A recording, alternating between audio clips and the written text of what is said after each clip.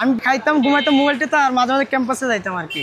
আমরা প্রথম অবস্থায়, আমি তো নতুন মুস্তাকিম মোটামুটি পারে তে বরফ ভাঙাতে গেলে কি আইসা না এক দোকানের যত এ টু জেড যা আছে এ টু জেড কাজ আমি আর মুস্তাকিমে করতাম বলতে, কারণ তো আমরা তো তখন স্টাফ ছিল না। বাদে এমন চাপ পড়ছে যে আমরা যে জুস বানায় রাত 2টা 1টা বাজিত, 2টার সময় শাটার লাগাইতাম, কাস্টমার এসে তোলা দিয়ে হইতো ভাই এত কষ্ট করে অনেক দূর থেকে একটা জুস দিলাম তে মানে মুস্তাকিমে দিত, কিন্তু আমি দিতাম না, কারণ আমার রাগ উঠে দিত যে আমি আর সহ্য, মানে আমার তো অভ্যাস নেই ভাই, মানে আমার তো এত কাজ করে ভাই 12-13 ঘন্টা 14 ঘন্টা ভাই কাজ করছে আর কি, মানে সহ্য হইতাম। বাদে মুস্তাকিমটা কইতাম আর কি যে আমি পারতাম না, তুমি চালা, আর রাগ করে ভাই 12 দিতাম আর কি। আমি ভাই অর্ধেক পথ যায় ছিল, বাদে এত একলা মারতাম না, বাদে আবার বেগাইতাম আর কি।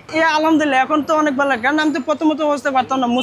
মুস্তাকিমে আমার মানে ভরসা দিছে, সাহস দিছে, বুঝাইছে, মানে যে হাল ছাড়তে এমন সময় হয়েছে ভাই ঠান্ডার সময় কাস্টমার থাকতো না, একদম মানে বসে থাকতাম, একবারে 12টা থেকে একবার রাত 12টার মধ্যে বসে থাকতাম। আমি হতাশ হয়ে দিতাম, মুস্তাকিম হতাশ হইতাম। ব্যবসার মানে ভালো লাগে। বাদে এখন আলহামদুলিল্লাহ আরেকটা রেস্টুরেন্ট দিছে আর কি আমরা, দা শেফ স্ল্যাব আছে ফাস্টফুডের, কারণ ওটি যে সিজনাল ব্যবসা ভাই, সিলেটের সিজনাল ব্যবসা মানে যাতে আমরা শীতের সময় ঠান্ডার সময় বসে থাকা না লাগে, এজন্য আমরা আরেকটা রেস্টুরেন্ট দিছি আর কি। মজার কিছু কাহিনী কই আর কি, একটা কাহিনী ওখানে মাঝে মাঝে কাপলরা আইতো আর কি, আয়সাল্লাহ দেখতে দিতে, দেখো ভাই তারা নাম দেখে কইতো ভাই তারা পড়াশোনা করে জুসের দোকান দিছে আর তুমি এখনো বেকার, তুমি একটা জুসের দোকান দিতে, তারা জামালা লাগিয়ে দিত। দিনের পথে চলার ক্ষেত্রে আসলে যে জিনিসটা বাধা হয় একটা ছেলের ক্ষেত্রে নিজের চরিত্রের হেফাজত করা। তো সেখান থেকে আমি ফ্যামিলিকে বললাম যে আমি এখন মানে বিয়ে করতে চাই। তো ফ্যামিলি অনেক কষ্টে রাজি হয়েছে, ঠিক আছে। তারপরে ওনারা যখন পাত্রী দেখতে যায়, পাত্রী ফ্যামিলি থেকে এরকম বলা হয়েছে যে বাবা আমার যতই থাকুক ছেলে কি করে। তো যেহেতু তখন আমি বেকার, তো সেখান থেকে আমার মনের মধ্যে একটা জিদ কাজ করছে। ছোটবেলা থেকে আমার বিজনেসের প্রতি অনেক বেশি ইন্টারেস্টেড ছিলাম।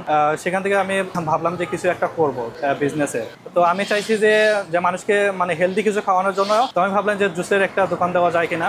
তখন সেটা আমি আমার ফ্রেন্ড মুনতাসির মামুন, তাকে আমি আমার প্ল্যানটা শেয়ার করি। সে খুবই উৎসাহ দেখালো। তো আশেপাশে আমি যে দোকানগুলো দেখতাম তাদেরকে গিয়ে জিজ্ঞেস করছি, ভাইয়া আপনারা এত মজা করে জুসটা বানান কিভাবে, মানে কি দেন বলেন তো, আমি তো বাসায় বানাই, এত মজা হয় না। তো সেখান থেকে আর কি ওনাদের থেকে আইডিয়া নেওয়া। আমরা ফুডকার্টের মাধ্যমে প্রথমে শুরু করি। প্রথম থেকে আমরা খুবই ভালো সাড়া পাইছি, প্রাইজিং আর হচ্ছে আমাদের হচ্ছে কোয়ালিটির কারণ। তারপর আমরা 6 মাস ফুডকার্ট এটা করার পর আমরা ভাবলাম যে একটা দোকান নেই, কারণ আমরা খুব ভালো সাড়া পাইতেছিলাম।